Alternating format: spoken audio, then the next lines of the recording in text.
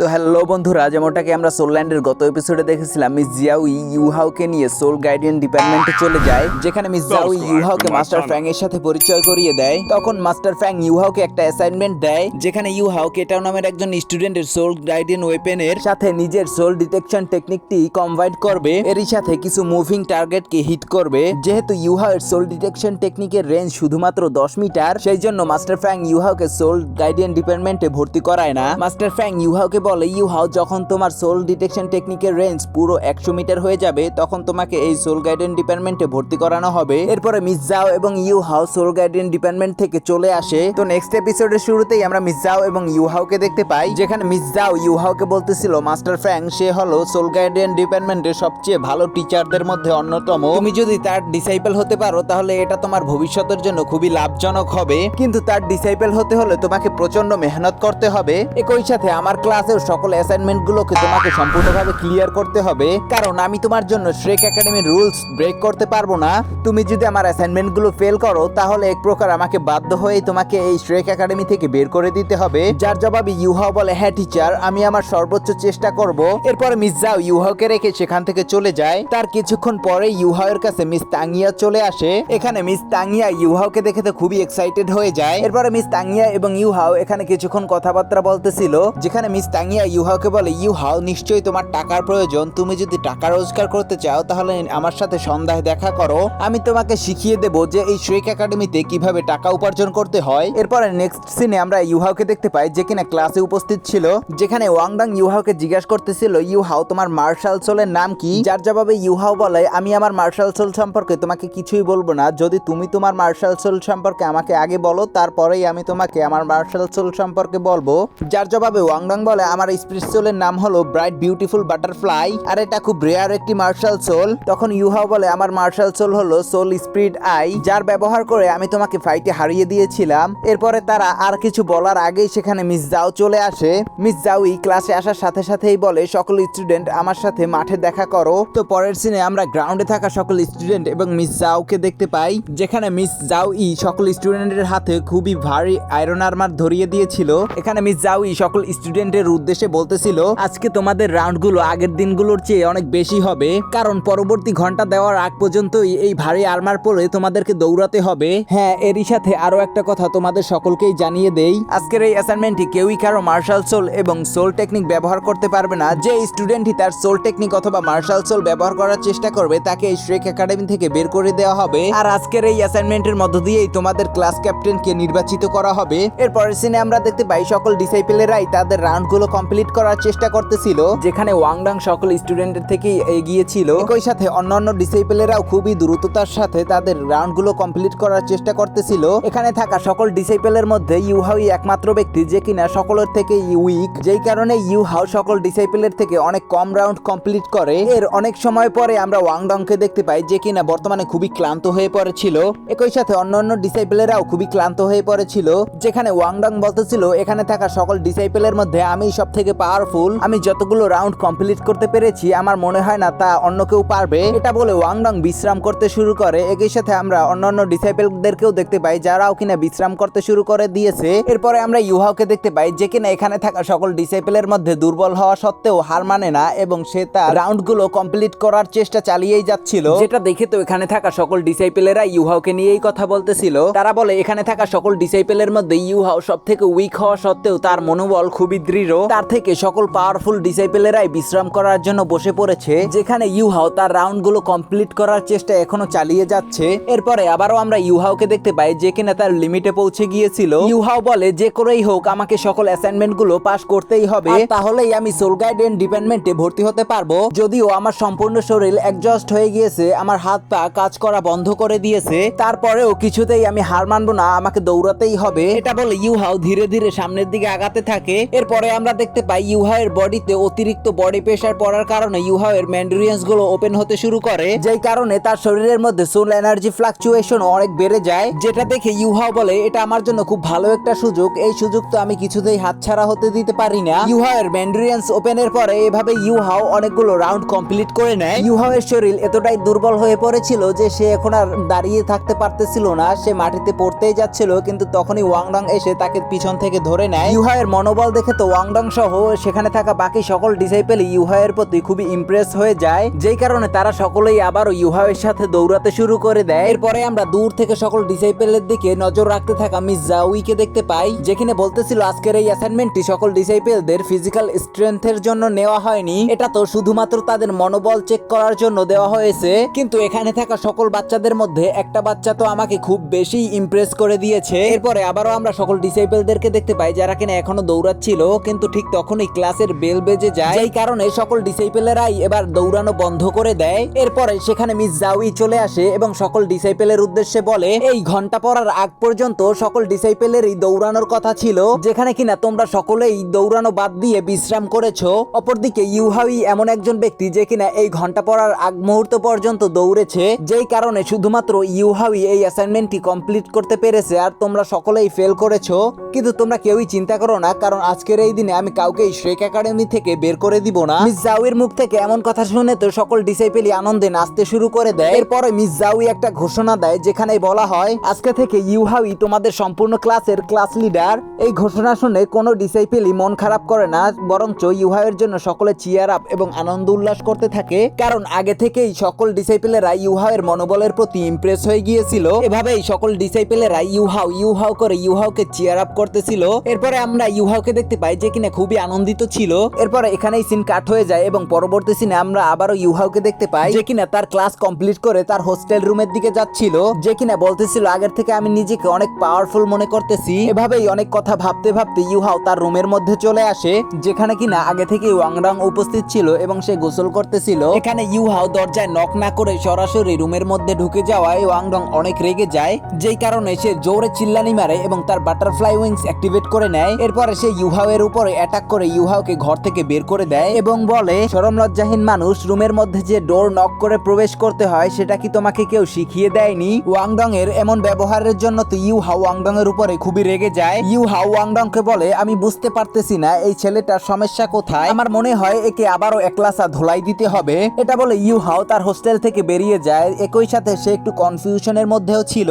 ইউহাও এর মনে এমনটা প্রশ্ন জাগতেছিল যে ওয়াংডং ছেলে হওয়া সত্ত্বেও কেন আমার এই রুমে নক করে প্রবেশ করতে হবে। ঠিক তখনই সেখানে মিস তাঙ্গিয়া চলে আসে এবং ইউহাও এর কান ধরে বলে, আমি তোমাকে দুপুরবেলায় কি বলেছিলাম? আমি বলেছিলাম সন্ধ্যায় তুমি আমার সাথে দেখা করবে, কিন্তু তুমি আমার সাথে দেখা করার জন্য আসনি, যেই কারণে আমি তোমাকে নিতে চলে এসেছি। চলো তোমাকে একটা সারপ্রাইজ দেওয়া যাক। এটা বলে মিস তাঙ্গিয়া ইউহাওকে একটা কর্নারে নিয়ে যায়, যেখানে মিস তাঙ্গিয়া সেখানে থাকা একটা বস্তুর উপর থেকে পর্দা সরিয়ে বলে, দেখো আমি তোমার জন্য কি উপহার নিয়ে এসেছি। ইউহাও মিস তাঙ্গিয়ার এই উপহারটি দেখে খুবই খুশি হয়ে যায়। এখানে আমরা দেখতে পাই মিস তাঙ্গিয়া ইউহাও এর জন্য একটা ফিশ কার্ভ রেডি করে রেখেছিল। এখানে মিস তাঙ্গিয়া ইউহাওকে বলে, এই ফিশ কার্ভে তুমি ফিশ ফ্রাই করবে এবং সেগুলো বিক্রি করে পয়সা উপার্জন করবে। এর পরের সিনে আমরা দেখতে পাই এখানে রাত নেমে এসেছে, যেখানে ইউহাও তার ফিশ কার্ভে ফিশ ফ্রাই করতেছিল। ইউহাও এর ফিশ ফ্রাই টেকনিকের প্রতি তো মিস তাঙ্গিয়া আগে থেকেই খুব ইমপ্রেস ছিল, যেখানে মিস তাঙ্গিয়া বলে, শোনো ইউহাও, যেখানে বাকি সকলে তাদের ফিশ ফ্রাই 1 কয়েনের বিনিময়ে বিক্রি করে, সেখানে তুমি তোমার ফিশ ফ্রাই 5 কয়েনের বিনিময়ে বিক্রি করবে, কারণ তোমার ফিশ ফ্রাই খেতে খুবই দারুণ ও সুস্বাদু, যেই কারণে তোমার ফিশ ফ্রাই এর দাম 5 কয়েনই ডিজার্ভ করে। মিস তাঙ্গিয়ার কথা শুনে ইউহাও বলে, ও আচ্ছা, এই জন্যই তুমি আমাকে দুপুরবেলায় বলেছিলে টাকা উপার্জন করতে চাইলে সন্ধ্যায় আমার সাথে দেখা করো। যার জবাবে মিস তাঙ্গিয়া বলে, হ্যাঁ সেই জন্যই আমি তোমাকে বলেছিলাম। এরপরে ইউহাও আরো বলে, সবই তো ঠিক আছে, কিন্তু ব্রাদার বিবি কোথায়? তাকে তো দেখতে পাচ্ছি না। যার জবাবে মিস তাঙ্গিয়া বলে, বিবি সে একটু ব্যস্ত আছে, নিশ্চয়ই সে তার সময় মতো চলে আসবে। তুমি বিবি এর কথা না ভেবে তোমার কুকিং এর প্রতি মনোযোগ বাড়াও। এরপরে আমরা দেখতে পাই ইউহাও এর কুকিং শেষ হয়ে যায়, তার সকল গ্রিল ফিশই তৈরি হয়ে যায়, যেই কারণে মিস তাঙ্গিয়া বিলবোর্ডে ফিশ ফ্রাই এর দাম 5 টাকা হিসেবে সেট করে দেয়। এই ফিশ ফ্রাই এর দাম 5 কয়েন দেখে তো কোনো কাস্টমারই এই ফিশ ফ্রাই কিনতেছিল না, কেনা তো দূর, তাদের ফিশ কার্ভের দিকে কেউ ঘুরেও তাকাচ্ছিল না, যেই কারণে মিস তাঙ্গিয়া তো খুবই ডিসঅ্যাপয়েন্ট হয়ে যায় এবং বিলবোর্ডে 5 কয়েনের বিনিময়ে 4 কয়েন ঝুলিয়ে দেয়। কিন্তু এতেও কোনো কাজ হয় না, কোনো কাস্টমারই তাদের ফিশ ফ্রাই কিনতেছিল না, যেই কারণে লাগাতার মিস তাঙ্গিয়া বিলবোর্ডে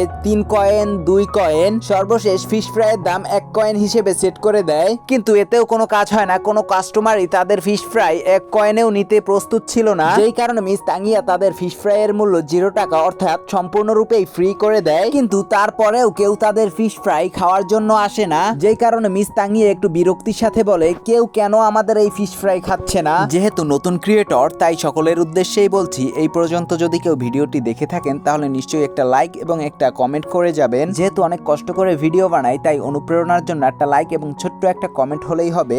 মিস তানিয়ার কথা শুনে সেখানে একটা লোক চলে আসে এবং বলে, তোমাদের ফিশ ফ্রাই খেতে কি এতটাই বাজে যে তোমরা তোমাদের ফিশ ফ্রাই ফ্রিতেই সকলকে দিয়ে দিচ্ছ?